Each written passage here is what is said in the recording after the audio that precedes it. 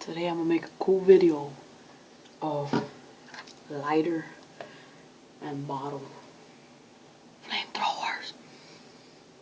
Alright, what you wanna do is you get the lighter, there's a button, you have to click it inside of this for like 40 seconds. Alright.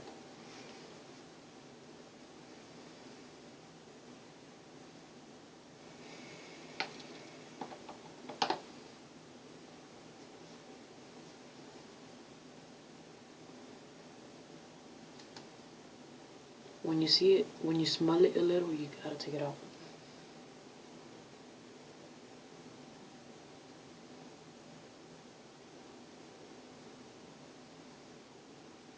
Alright, what you gotta do is you turn it on, you gotta watch out, and then you go live.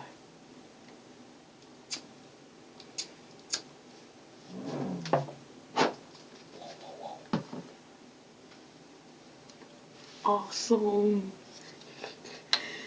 Well, that's how you do it, guys. I'll show you how to do another one.